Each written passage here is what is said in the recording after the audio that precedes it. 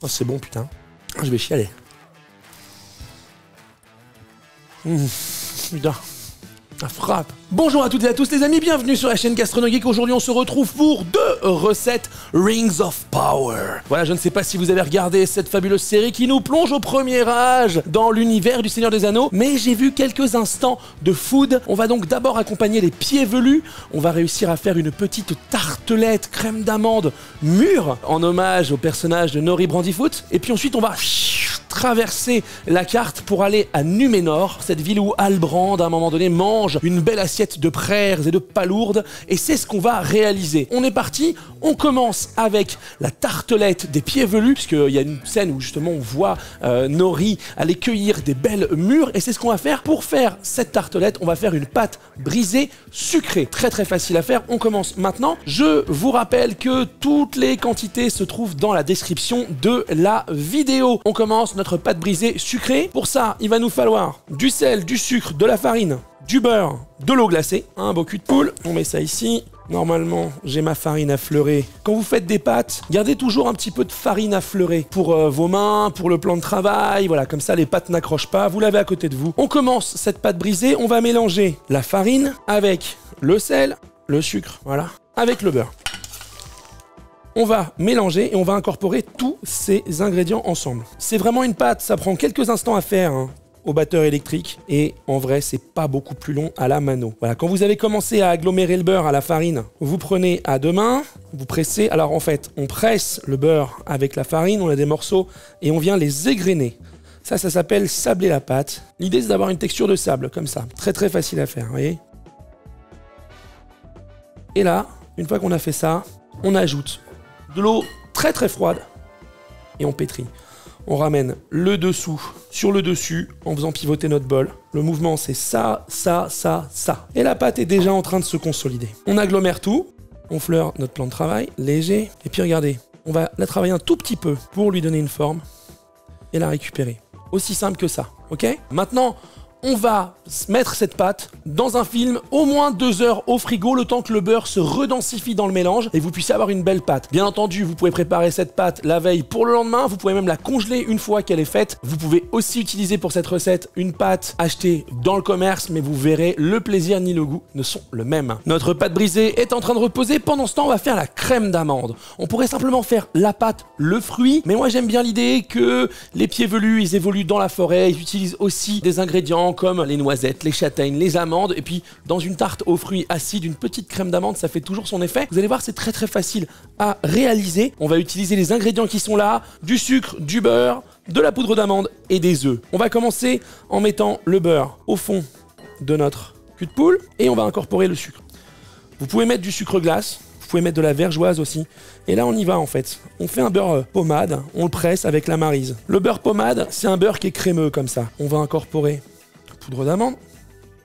Voilà. On commence déjà à avoir une belle petite pâte apparaître. À ce moment-là, ce qu'on va faire, c'est qu'on va simplement incorporer les œufs. Il nous faut 2 œufs, un œuf l'un après l'autre. Un œuf, le fouet, et puis à l'attaque, on verse l'œuf entier et on fouette. On l'incorpore bien, on lui fouette bien sa mère, et on incorpore le deuxième œuf. Et l'idée, c'est d'avoir un appareil, voilà, bien lisse. La crème d'amande est prête, on va la filmer, on va la mettre au frais, le temps de faire notre petite compotée de mûres, et puis d'abaisser notre pâte. Ok, on a préparé notre crème d'amande, on a mis notre pâte brisée à reposer. On va utiliser de la confiture de framboise et surtout des mûres fraîches pour faire notre petite compotée mûre framboise. J'ai adoré la scène où justement il y a cette cueillette de fruits rouges et je me suis dit que on pouvait aussi avoir de la framboise, on pouvait aussi avoir ce genre de fruits. Donc j'utilise une base pour ma compotée de mûres avec cette confiture. Alors regardez, on met à feu très doux la confiture et on va la faire fondre. Vous pouvez parfaitement faire uniquement de la mûre avec un peu de sucre. Voilà, sans aucun problème. On va en mettre quelques-unes. Elles vont confire, elles vont fondre. Et ça va être notre base. On pourra aussi mettre du fruit frais sur la tartelette. Pendant que ça cuit et que ça réduit, on va faire 2 choses. On va préchauffer notre four à 180 degrés et on va abaisser nos pâtes à tartelettes. Pour ça, on va faire des petites tartelettes. Donc, on va fleurer nos mains, on va fleurer notre manche. Elle est belle, elle réagit bien. Une belle forme ronde. On essaie de l'étirer un peu et on refermera les bords en fait, tout bêtement. Et on va lui donner une petite forme comme ça, un petit peu paysanne, un petit peu rustique. Et ça va être bien pour plusieurs choses. Ça va être bien parce que ça va faire un réceptacle pour notre crème d'amande. On va vite parce que le beurre de la pâte brisée, il va réagir à la température de nos mains et de la pièce. Là, on récupère notre farine de fleurage qui nous servira ultérieurement. Bon, nos fonds de pâte brisée sucrée sont prêts. Vous les voyez, on les veut rustiques. Ils vont pousser un petit peu. Nous, on va les mettre au four pour une pré-cuisson. Vous avez des pots de cuisson, c'est top, vous en mettez. Là, j'avoue, j'improvise un petit peu. Et j'ai pas de poids de cuisson, ça n'aide pas. Donc je vais mettre un sulfut et une plaque. Un poids dessus, comme ça va cuire, ça bouge pas. 15 minutes à 180 avant la suite des opérations. A few moments later. On a sorti nos pâtes brisées, nos galettes de pâtes brisées du four. On va repasser 10 minutes au four avec la crème d'amande. Donc là, on va juste mettre en fait une base de crème d'amande ici, sur chacune des galettes, avant de venir mettre nos fruits. On va venir gentiment les dorer avant de repasser au four. 10 minutes au four avant qu'on mette les fruits. Oh, voilà. C'est-à-dire le four, il s'est refermé sur mes doigts, j'ai failli me faire mal. Nos fonds de pâte brisées, nos galettes de pâte brisées avec la crème d'amande sont faits. Vous voyez, ils sont bien dorés, ils sont bien beaux, ils sont bien cuits. On va venir les garnir de fruits rouges. On a nos mûres qui ont bien réduites là. Et on va venir les déposer gentiment. On va même les presser un peu. On veut voilà, quelque chose de gourmand. Très très simple comme recette. Voilà, c'est beau ça.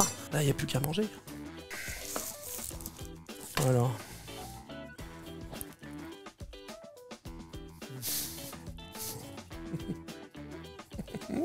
C'est bon.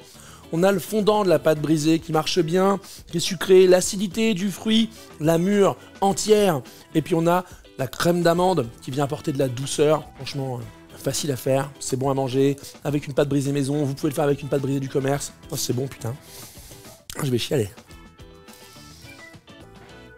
Bon, on vient de se faire de bonnes petites tartelettes au mur en hommage à Nori Brandyfoot, cette chère pied velu dont on suit les aventures en regardant Rings of Power. Maintenant, on va traverser la carte et on va aller suivre Galadriel et Halbrand à Númenor, justement dans cette scène où Halbrand déguste des praires, déguste des fruits de mer. On va reproduire cette assiette et vous allez voir très très simplement. Ici, on a des praires, des belles palourdes, on a du fenouil pour le côté anisé, on a des oignons nouveaux pour pouvoir les manger rapidement, un petit peu de vin blanc, de l'huile d'olive. On va réaliser comme des moules marinières, on va vraiment faire la même technique et on va cuire rapidement dans une cassolette ces praires. Dès qu'elles vont s'ouvrir, ça va être prêt. Vous pouvez parfaitement les faire dégorger en les mettant quelques heures dans l'eau si elles ont été récoltées dans la vase. Ça leur permettra de ressortir tout leur petit sable. J'ai fait une préparation il y a quelques jours, j'ai pas eu de soucis, donc on va partir comme ça. On va les mettre de côté, on va préparer les légumes qui viendront réaliser en fait la garniture aromatique de leur cuisson. Vous connaissez la musique, on se prépare toujours une petite poubelle de table pour ne pas perdre en fait les pelures d'oignons. On va enlever un petit peu ce qui est défraîchi. On va garder le verre d'oignon. Pourquoi la petite poubelle de table? Pourquoi pas jeter directement ou quoi? Parce que moi je conserve pour faire mes bouillons. J'ai d'ailleurs toujours quand je cuisine une cocotte, elle est là. Voilà, et dedans, si vous voulez aller voir, regardez, on a un bouillon de pelures d'oignon. J'avais fait cuire des épinards l'autre jour, ça va aller dedans. Même ça, ça se mange. Si vous faites frire l'oignon, là, la petite racine, c'est génial en texture. On l'a fait déjà dans la vidéo Food Wars. Donc ça, regardez, hop, voilà, ça va partir en ébullition. Très simple, on coupe au centre. On enlève le verre qu'on va mettre là, le verre qu'on va mettre là. Et ensuite, on coupe de belles tranches. Les doigts en grippe, la lame embutée. Comment on fait, Gastronogeek? Quand on n'arrive plus à attraper le légume, on l'incline, on le met en position et on lui découpe sa race. Zéro difficulté les petits potes. Et puis ensuite... Voilà, on est bien. On va prendre du fenouil. Alors le fenouil, on va garder ces petites feuilles là. Hop, on va les mettre de côté. Ça va être pour notre dressage, mais c'est aussi très aromatique. Légèrement anisé. Bien entendu, si vous n'aimez pas ça, vous n'en mettez pas. Là, on va faire pareil. On enlève ce qui est défraîchi, ça va dans le bouillon. Ça va donner un petit goût anisé à notre préparation. On va couper des beaux morceaux de fenouil. Et là, si vous me croyez, si je vous dis que tous nos ingrédients sont prêts pour passer à la cuisson, pourtant c'est le cas. L'oignon, le verre d'oignon, le fenouil sont prêts à partir en cuisson. Gentiment, on y va, on va balancer dans la casserole qu'on a mis là un bon filet d'huile d'olive. Et on va le faire chauffer, feu moyen fort. Et on va pouvoir envoyer tous nos ingrédients dedans. Voilà. Et c'est ce petit bruit qu'on veut entendre. Là, on va balancer une bonne pincée de sel. Et c'est le seul moment où on mettra du sel, puisqu'on retrouvera cette iode, ce côté salin, dans les praires. on fait revenir notre mélange.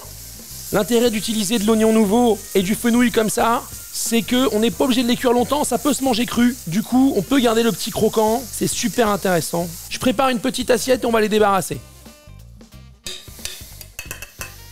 On remet tout de suite notre casserole à chauffer. On remet un filet d'huile d'olive, voilà, léger, bien chaud, là c'est important. Et ensuite, on va balancer nos prères.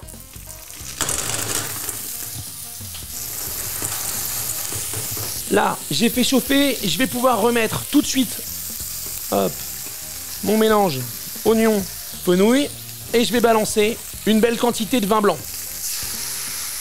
Et on déglace, vous voyez, il y a l'équivalent d'un verre d'eau en vin. On a mis tous nos ingrédients, le vin blanc, maintenant on va couvrir pour une dizaine de minutes en regardant attentivement puisque dès que les prères, dès que les palourdes vont s'ouvrir, c'est qu'elles seront cuites et on ne veut pas trop les cuire. Alors là, je vais pas m'embêter. Et hop, je mets ça ici. Et puis on attend. Comme vous le voyez, nos prères sont en train de s'ouvrir, on va pouvoir les servir. On va d'abord mettre les coquillages et on va laisser le jus ici qu'on va venir lier au beurre. Eh, ça va être fou.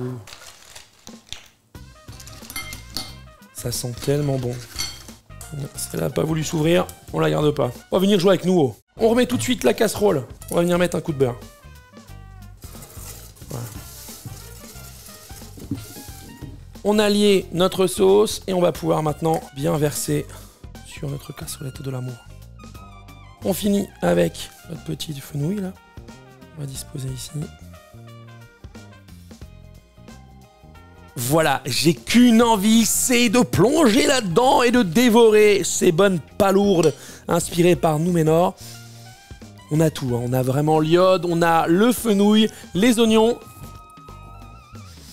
Putain. Ça frappe. On a une belle petite mâche, pas trop cuit. Et puis, on va avoir tous les aliments qu'on a mis dedans, le fenouil, sa douceur, le vin blanc, son côté sec qui va apporter une fraîcheur, ce sel qu'on va avoir naturellement par la palourde. J'ai envie de vous dire, à l'attaque. Parce qu'on n'est pas là pour déconner. J'espère que le bruit de bouche vous a plu.